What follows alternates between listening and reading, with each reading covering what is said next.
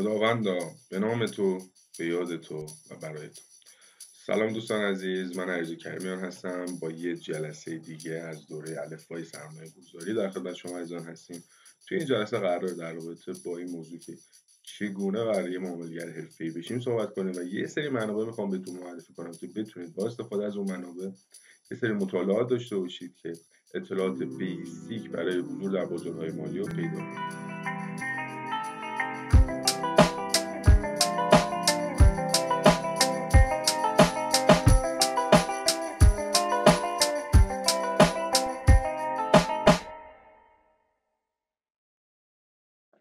خب منابع اولیه، خب یه سری کتاب‌ها هستش که به نظرم میادش که خیلی میتونه بهتون کمک کنه توی اوایل کار و اگر یاد بگیرید میتونه تا حد خیلی زیادی جلو بندازتتون. کتاب چگونه در بورس 2 میلیون دلار به دست آوردم نویسنده آقای نیکولاس دارواس. این در واقع یه فردی بوده که میاد داستان خودش رو از آشنایی با بورس، ترید کردن تو بورس، معامله کردن تو بورس تا زمانی که 2 میلیون دلار توی بورس به دست میاره رو مینویسه. به صورت داستانوار هستش، رمان، یه جورایی میتونم بگم شاید شبیه به رمان هم حتی باشه و داستان زیباییه. حرفای خوبی توش میزنه، تجربه‌های خوبی رو توش داره، تجربه‌هایی که من عزیز کریمیانم خیلیشو داشتم، احتمالا شما هم حالا که میخواد شروع کنید داشته باشیدشون. بنابراین توصیه میکنم که حتما کتاب اول بخونید، عمیق‌تر بهش نگاه کنید. صرفا بدونید که یه داستان دارید میخونید، یه زندگی دارید میخونید، نرید جلو و یه مقدار عمیق‌تر به حالا تجربه‌هایی که به دست میاره نگاه کنید. تجربه رو برای خودتون بنویسید و سعی کنید که اون تجربه ها رو درس بگیرید ازشون که دیگه نیاز نداشته باشید خودتون همونها رو دوباره توی بازار مالی تجربه کنید. کتاب دوم کتاب معامله‌گر منضبط هست، نویسنده مارک داگلاس. خب مارک داگلاس یه نویسنده خیلی معروفی، کتاب‌های زیادی داره تو زمینه بازارهای مالی. یکی از اون کتاب‌هایی که به نظرم بیسیک هست و بچه‌ای که تازه میخوان شروع کنن توی بازارهای مالی مطالعه کردن این کتاب میتونه خیلی بهشون کمک کنه. این کتاب فکر میکنم 2 یا 3 تا ترجمه داشته باشه. من اول یه دونه کتابشو خوندم، بعد دیدم که خیلی سخته، هیچی متوجه نمیشم. توی اینستاگرام بچه‌ها پرسیدم که آقا این کتاب معامله‌گر منضبط کلا کسی چیزی ازش نفهمیده یا فقط منم که چیزی نفهمیدم؟ بعد فهمیدم اون ترجمه، اون در واقع نسخه‌ای که من داشتم یه مقداری خیلی سخت ترجمه شده بود و دوستان توصیه کردن تو ترجمه آقای احسان سپهریان از انتشارات چالش رو تهیه کنم و وقتی این کتاب خوندم خیلی روون‌تر و بهتر بودش و کامل تونستم مطالبی که توضیح میده رو درک کنم. خب یه کتاب دارن، کتاب تحلیل تکنیکال جان مورفی. کتاب خوبیه، مبانی در واقع تحلیل تکنیکال داره. فقط یه عیبی که داره یه مقدار کتاب قدیمیه، ولی خب برای شروع کار به نظرم میتونه مناسب باشه. برای اینکه حالا ما بخوایم حرفه‌ای بشیم و اینها نه، ولی برای شروع کار میتونه بهتون کمک کنه اگر بخواید تحلیل تکنیکال یاد بگیرید. کتاب چگونه در بورس سرمایه گذاری کنیم نویسنده علیرضا کریمیان. بنده حقیر هستم. توی این کتاب ما در اتاق بورس خیلی مفصل صحبت می‌کنیم. اول میایم خود بورس رو توضیح بهتون میدیم، اول میایم بعدش ثبت نام کردن توی بورس، نحوه خرید و فروش کردن توی بورس، مبانی خود بازار سرمایه رو بهتون آموزش میدیم. بعد میام بهتون چند تا روش تحلیلی یاد میدم، تحلیل تکنیکال بهتون یاد میدم، تحلیل تابلوخانه بهتون یاد میدم و تحلیل بنیادی بهتون یاد میدم. فیلتر نویسی رو بهتون آموزش میدیم اونجا که بتونید ان شاءالله ازش استفاده بکنید. و نهایتا این قسمت آخری داره که در اتاق آقای وارن بافت هست و یه قسمتی هم در رابطه با این هستش که اومدم یه سری تجربیات خودم نشم. اگه اشتباه نکنم یه چیزی 7 8 تا مقاله میشه که اونجا هم خیلی چیز جالبیه. اون تیکه آخرش هم حتما مطالعه بفهم. اینو میتونید از انتشارات آراد تهیه بکنید. یه کتاب دیگه هم دارم الان می‌نویسم که احتمالاً زمانی که شما دارید این ویدیو می‌بینید اون کتاب هم چاپ شده باشه. کتاب ارز دیجیتال نویسنده خود علیرضا کریمیان. این کتاب دقیقاً چون هنوز اسمش مشخص نیست نمیتونم بهتون بگم، ولی تو انتشارات آراد اگر برید توی وبسایتشون احتمالاً بتونید پیدا کنید که چه کتابی هستش. کتاب اثر مرکب نویسنده های دارن هاردی. اثر مرکب بچه‌ها ربطی به بازار بورس و اینا نداره، ولی خیلی ربط داره به موفقیت. یعنی شما میخواد به یه جایی برسید توی زندگیتون، این کتاب میتونه در واقع مرجع اصلی برای شما باشه. خیلی مهمه، خیلی این کتاب مهمه و کتاب‌های بیسیک موفقیت هستش. یعنی ذهنیت موفقیت رو به شما میده که چطوری میتونید به یه چیزی که میخواید برسید. حتما مطالعه کنیدش، حتما مطالعه کنید. اگر قبلا مطالعه کردین اون اثر مرکب رو بیاید الان تو زمینه بازارهای مالی که بخواد وارد بشید برای خودتون پیاده بکنیدش و مطمئن باشید که جوابش رو میگیرید. کتاب گلوله برفی آقای وارن بافت. آقای وارن بافت کیه؟ یکی از ثروتمندترین مردان جهان هستش که از طریق بازارهای مالی تونسته ثروت خیلی خوبی برای خودش کسب کنه.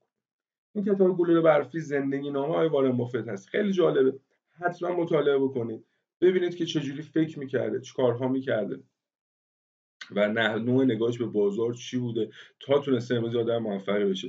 ما باید این افراد بشناسیمشون. این افراد در واقع میتونن مرجع‌های خوبی باشن برای ما که بتونیم تشخیص بدیم که چه مسیری رو باید طی کنیم، هر فرد چه مسیری رو طی کرده، چه سختی‌هایی کشیده و اینکه از تجربه اونا تجربه کنیم که انشالله بتونیم خیلی راحت‌تر، خیلی زودتر توی بازار مالی موفق بشیم. کتاب بعدی کتاب پدر پولدار پدر فقیر هست از آقای رابرت کیوساکی. این کتاب مستقیما با بازار بورس ربطی نداره، حالا بازار بورس یا ارز دیجیتال بازارهای مالی، ولی خب غیر مستقیم مربوطه. چون میاد در رابطه با انواع درآمدها، خیلی ساده خواهم بگم، میاد در رابطه با پول صحبت میکنه. ذهنیتی که شما باید داشته باشید برای اینکه بتونید پول به دست بیارید و خیلی میتونه بهتون کمک کنه. حتما مطالعه بکنید این کتاب رو و واقعا ارزش خیلی زیادی هم میتونه بهتون اضافه کنه. یه کتاب دیگه از چک لیست، نویسنده آتول گوانده، نشر نوین هست. این کتاب فوق‌العاده‌ایه، خیلی کتاب زیباییه. توی این کتاب در رابطه با چک لیست درست کردن میاد بگه. اینا مسیرشون واسه جراحیه، یعنی اینا می‌خواستن بیان ببینن که آقا چرا جراحی‌هایی که ما می‌کنیم با اینکه علم و پیشرفته هست درصد خطای بالایی داره و نهایتاً به این نتیجه می‌رسن که معمولاً جراحای خیلی حرفه‌ای اشتباهات خیلی ساده‌ای می‌کنن و با درست کردن یک چک لیست می‌تونن اونو حل بکنن و اینو توی بازار مالی هم به درد ما می‌خوره. بعداً که شما ان شاءالله حرفه‌ای‌تر میشید می‌بینید که خطاهاتون خیلی ساده است. ان شاءالله با درست کردن چک لیست از اون اول بتونید که اون خطاها رو بگیرید و یک روش معاملاتی خیلی خوبی رو داشته باشید. آقای وارن بافت و تفسیر وارن بافت و تفسیر صورت‌های مالی این آقا نداره، اینم ملی نیست مالی. خب این کتاب در رابطه با در واقع اینه که نگاه آقای وارن بافت به صورت‌های مالی چیه، خیلی میتونه در واقع ذهنتون رو باز بکنه در رابطه با صورت‌های مالی که بتونید صورت‌های مالی رو بهتر تفسیرش بکنید، بهتر نگاه کنید به بازار و اینکه آقای وارن بافت سمت چه شرکت‌هایی میرن. و این کتابم خیلی توصیه می‌کنم بخونید، خیلی ساده نوشته شده واقعا و خیلی هم کاربردی. خب من یه پیشنهاد دیگه هم دارم. حالا من این منابع بهتون گفتم که برای شروع کار بتونید اینا رو استفاده کنید. اگر که توانایی و پتانسیلش رو دارید من پیشنهاد میکنم که حتما توی آموزش‌های حرفه‌ای هم شرکت بکنید. حیف واقعا که شما که دارید وقت میذارید، زمان میذارید، صرفا بخواید با یک آموزش خیلی سطح پایین کارو جلو ببرید و وقت خودتون رو از دست بدید. اگر تواناییشو دارید من پیشنهاد میکنم تو دوره‌های حرفه‌ای ثبت نام بکنید. در واقع دوره‌های حرفه‌ای باعث میشه که روند موفقیت شما در بازارهای مالی سریع‌تر بشه. شما شاید مثلا 3 ماه برید 10 تا کتاب راجع به تابلوخوانی بخونید، بعد بیاید مثلا ببینید که ما همون رو توی 7 تا ویدیو که مثلا در مجموع شاید بشه 7 ساعت 8 ساعت آموزش، اونا رو اومدیم کامل آموزش دادیم و خب این خیلی میتونه شما رو جلو بندازه. مثلا شما شاید برید 10 تا کتاب ارز دیجیتال بخونید، بعد ببینید که ما اونو مثلا توی تقریبا 25 تا ویدیو اومدیم گذاشتیم توی فروش مثلا با 200 هزار. شما مثلا اون 10 تا کتاب مثلا بری در مجموع شاید قیمتش از اونم بیشتر بشه. نمیگم در واقع حتما آموزش حرفه‌ای شرکت کنید یا حتما باید با کتاب بخونید، من میگم اینا باید توأم با هم باشه. مطالعه باید داشته باشید، کتاب باید بخونید، دوره‌های حرفه‌ای هم باید شرکت بکنید. حالا اگه نمیتونید که مثلا یه دوره‌ای که خیلی حرفه‌ای باشه که مثلا نمیدونم قیمتش 5 تومن رو شرکت بکنید اشکال نداره. یه دوره‌ای که یه لولش از این پایین‌تر باشه قیمتش مثلا 200,000 تومن باشه اون رو شرکت کنید. روی اون مبانی که آموزش داده میشه کار کنید، یاد بگیریدشون تا انشالله بتونید موفق بشید. خب من خودم حالا الان براتون تعریف میکنم داستانی که حالا خودم وارد بازار بورس شدم رو و اونجا متوجه میشید که چرا روی آموزش حرفه‌ای در واقع زوم میکنم. یاد گرفتن استراتژی‌های زیاد باعث سردرگمی و عدم نتیجه میشه. یعنی چی؟ یعنی بچه‌ها اگر شما مثلا میخواید بنیادی یاد بگیری برو بنیادی تهش رو در بیار. خیلی راحت میخوام بگم برو استاد بنیادی شو، بعد برو شروع کن دنبال تکنیکال. من دیدم بچه‌ها اصلا 2 تا کتاب بنیادی میخونه، 2 تا تکنیکال میخونه، یه دونه تابلوخوانی میخونه، یه دونه فیلتر نویسی میخونه، یه دونه میره ارز دیجیتال میخونه، 2 تا فارکس میخونه، 2 تا بازار آتی میخونه. بابا خب نمیشه دیگه. شما به قول بروسلی حرف خیلی مهم میزنه. بروسلی میگه که من کسی نمیترسم که 1000 تا فن بلده، من کسی میترسم که یه دونه فن بلده ولی اونو 1000 بار تمرینش کرد. یه سبک رو یاد بگیرید، یه استراتژی رو یاد بگیرید ولی 1000 بار تمرینش کنید، بعداً برید سراغ بقیه چیزا. نیازی نداره هی اینو یاد بگیرید اونو یاد بگیرید، سر خودتون رو شلوغ کنید. خیلی مواقع من بهتون یه تجربه خیلی مهم میخوام بهتون. شما وارد بازار مالی میشید، آموزش میبینید، بعد ببینید اون آموزش بهتون نتیجه نمیده، بعد فکر میکنید که آموزش شما کامل نبوده. شاید بگم 20% مواقع حق دارید که آموزش شما کامل نبوده، ولی 80% مواقع حق نداره. 80% مواقع اشتباه ما اشتباهی بوده که بعد ازش تجربه میکردیم، درس میگرفتیم ازش و نباید میذاشتیم تکرار بشه اون اتفاق. به خاطر همین اونو دوباره متاسفانه اومدیم تکرارش کردیم که حالا توی ویدیوی بعدی، توی جلسه بعدی کامل در این رابطه بهتون توضیح میدم. ولی خیلی مواقع ما اگر یه سبک رو کار کنیم، قلق اون سبک رو بگیریم، اشتباهات اون متوجه بشیم، خیلی میتونیم موفق تر بشیم توی بزرگ، تا اینکه بریم 10 تا سبک رو یاد بگیریم ولی خب خیلی کم و ضعیف. خیلی عجله نداشته باشید برای موفق شدن تو بازار مالی، آهسته و پیوسته حرکت کنید. من خودم مثلا خیلی تمرین میکردم، خیلی مطالعه میکردم، خیلی آموزش میدیدم، خیلی دوره ثبت نام میکردم، ولی خب شما به این دید نبودم. بچه‌ها معلوم میاد آقا من 1 ماه دیگه میتونم ترید کنم، 2 ماه دیگه. بچه‌ها اینا رو بریزید دور. شما دارید این بیزنس رو شروع می‌کنید. من مثلا کسی که میره دانشگاه مثلا پزشکی میخونه میاد اینجوری میکنه اگر من 1 ماه دیگه بتونم جراحی کنم میام، اگه بشه 6 سال دیگه نمیام. آقا شما باید یاد بگیرید، تمرین کنید، تجربه کنید و این یه پروسه که باید طی بشه. اینجوری نیست که بگم 2 ماه میتونی، 6 ماه میتونی، نمیدونم 3 ماه میتونی. طبق معمول بیشتر افراد بین 6 ماه تا 2 سال طول میکشه که از اون روزی که شروع میکنن به فعالیت تا به درآمدزایی برسن. حالا درآمدزایی شاید اولش کم باشه، بعد هی اینو باید تمرین کنن، آموزش بیشتر بدن که بتونن ان شاءالله بیشترش بکنن. ولی از اینه اینکه بیام 2 هفته دیگه بتونم درآمدزایی بکنم و اینا رو بریزید دور. یه نگاه بکنید که آقا یه شغل جدیدی دارم شروع میکنم، یه کار جدیدی دارم شروع میکنم، پس براش وقت بذارید. و اینطوری نباشه که بخواید مسافری باشید که بیاید و یه دوره رو برید و یه مثلا 4 تا ویدیو هم ببینید و 2 ماه وقتتون بگذرونه بعد بریم دیگه خداحافظ خداحافظ. و نکته خیلی مهم اینه که یادتون باشه که تمرین شاگرد را استاد میکنه. تا میتونید تمرین کنید، وقت واسه تمرین کردن خیلی. داستان خودم میخوام بگم که چطوری وارد بازار مالی شدم. یه مقدار باید برم عقب‌تر، سال فکر میکنم حدود 93، یه مقدار شاید این اعدادا که بهتون میگم یه سالی برابر بشه. بالاخره ذهن آدم دیگه ممکنه که اشتباه. خب اسفند 93 من دیگه خسته شده بودم از شرایط زندگی که داشتم. خب ما وضع مالیمون خوب بودش. من اون موقع یه دونه جولیتا داشتم و خب پولی که ماهیانه مثلا از پدر مادرم میگرفتم پول خوبی بود و وضعیت خوبی داشتم. همش هم دنبال عشق و حال و تفریح بود. یه موقع خسته شدم، یه کتاب مطالعه کردم که در رابطه با کار و اینجور صحبت‌ها بود که یه موقع دوست داشتم شروع کنم به کار کردن. قبل از اونم کار کرده بودم ولی نه خیلی حرفه‌ای، به صورت گذر. سال 93 که این اتفاق افتاد دیگه پدرم گفتم که اگه میتونی دستمون رو اینجوری بند کن. و بعد از عید من رفتم توی یه دونه، قبل از عید بود، آره قبل از عید، یعنی فکر میکنم بهمن ماه بود که من رفتم توی کارگاه ساختمونی اونجا کار میکردم. سمت شهر ری بود، 13 آبان اگه اشتباه نکنم اسمش بود. اونجا فعالیت میکردم. یه پاساژ بزرگیه که هنوزم ساخته نشده، یه ذرهش مونده. اونجا داشتم فعالیت میکردم و کار میکردم. یعنی من کارم از اونجا شروع کردم که فکر میکنم ساعت 9 شروع میشد تقریبا تا 5 6 اینا. بعد اونجا کار کنم. بعضی روزا بوتون ریزی داشتیم اینا مثلا ممکن بود بیشتر بمونیم کمتر بمونیم، ولی خب نوع عرفش مثلا همین 9 تا 5 بودش. اونجا شروع به کار کردم. بعدا توسط یکی از دوستام دعوت شدم به نتورک مارکتینگ، همون بازاریابی شبکه‌ای، و رفتم اونجا سراغ یه شغل دیگه. من اولش خب این کار خودم رو داشتم، در کنارش نتورک مارکتینگ هم انجام کم کم علاقه‌ام بیشتر شد به نتورک مارکتینگ. اومدم وارد نتورک مارکتینگ شدم و کمتر از 2 سال، یعنی 1 سال و 8 ماه 9 ماه دوباره دی آذر بهمن اینا بودش که از اینجا اومدم بیرون. فکر میکنم بلوش 95 بشه دیگه. حالا میگم اینا ممکنه که 6 ماه 1 سال این برابر باشه، خیلی حالا درگیر این زمانی که دارم میکنم خودتون نکن.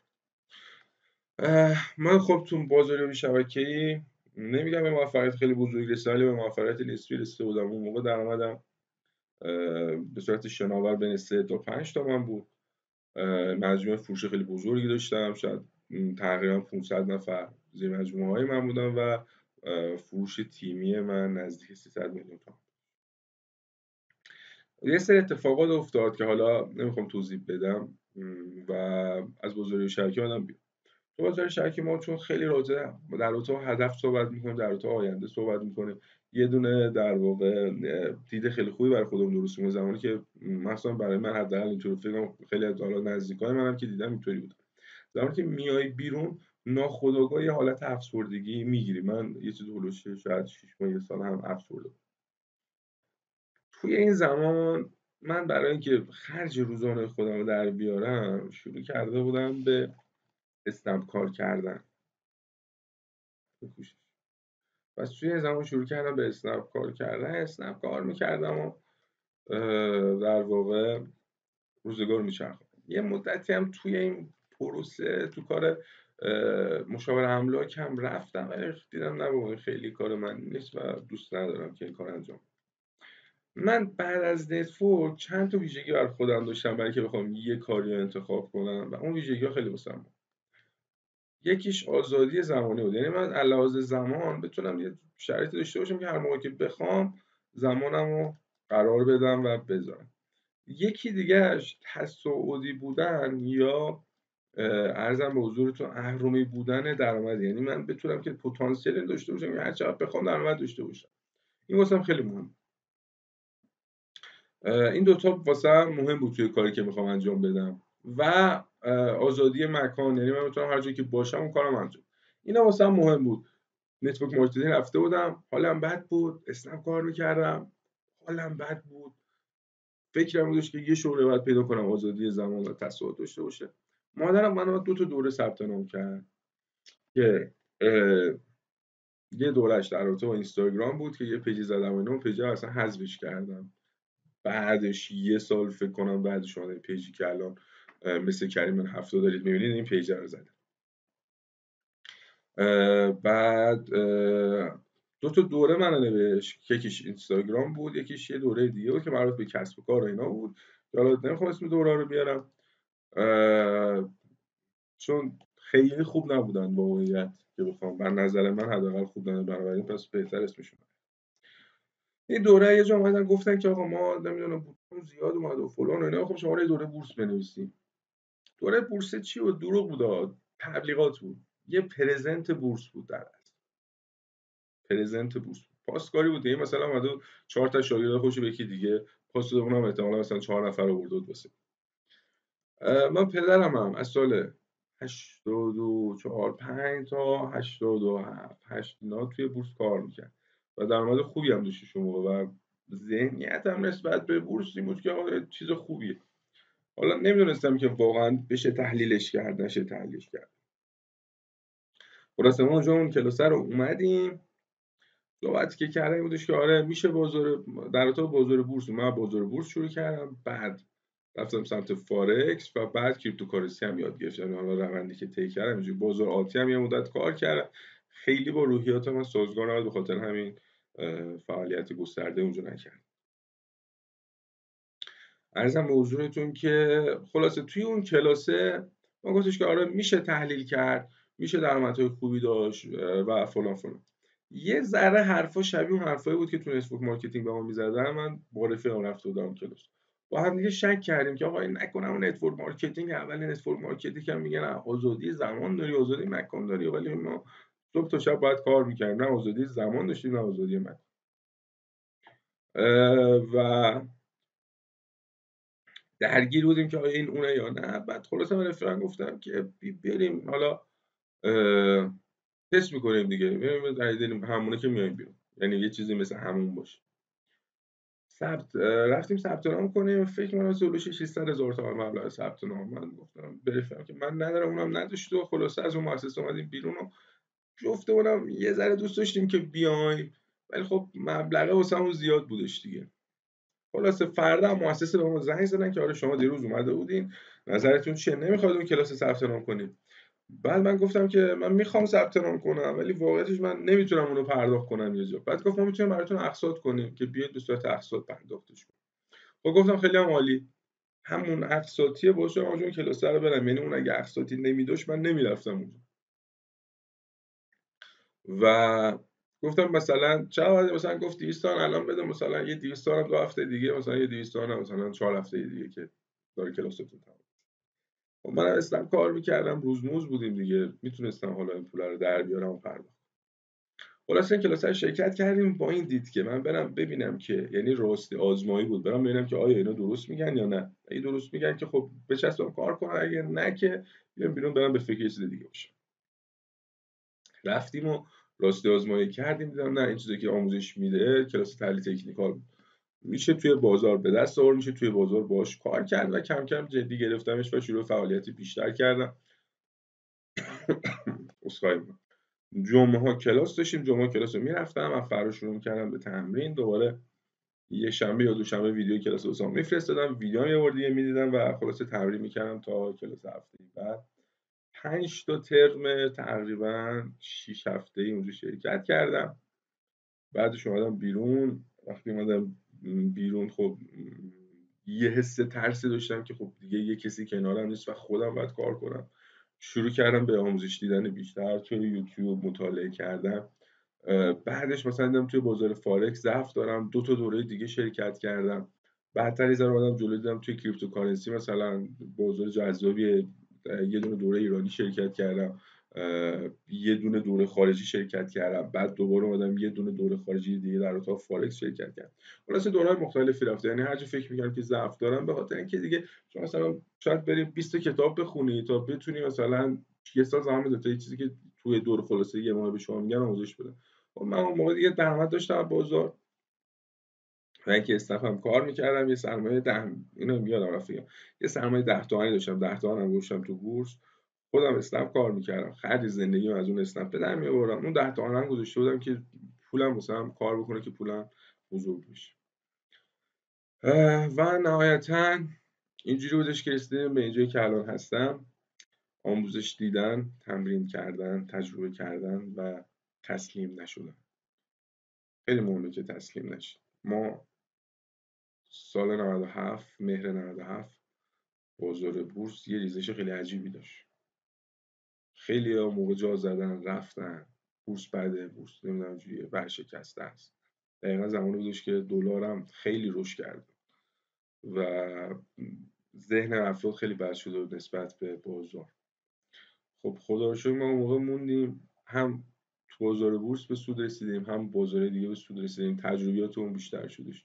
اگر حالا یه ریزشی تو هر بازار اتفاق میفته، دارم میگم چه الان چه بعداً، فکر نکنید که این اعتماد بازار بعداً دوباره وضعیت بازار بهتر میشه. بمونید یاد بگیرید به عنوان حداقل شغل دوم در کنار شغلی که شاید دوستش داشته باشید، اگر به بازار مالی علاقه‌مند شدید شغل اولتون کار کنید و مطمئن هستم که میتونید درآمدهای خیلی خوبی رو به دست بیارید. ببخشید پرحرفی کردم، عذرخواهی میکنم. متن پایین ویدیو رو حتما مشاهده بکنید. نظر، پیشنهاد، انتقاد، هر چیزی که دارید برای من توی کامنت ها بنویسید. اگر کتابی خوندید که کتاب خوبیه و فکر میکنید که ارزششو داره هر کسی بخواد شروع کنه بخونه، اونم دوباره تو بخش کامنت ها بنویسید، بقیه بچه ها بتونن بیان بخونن. اسم کتاب، نویسنده، انتشارات و در حد 2-3 خط یه توضیح هم بده که این کتاب چه چیزی هست، چه دانشی رو به شما اضافه کرده که کسی که میبینه بفهمه حالا اون کتاب چیه، حالا اگر تصمیم گرفت که بره همون کتاب رو مطالعه کنه. خیلی مخلصیم. یا علی مدد. خدا نگهدار.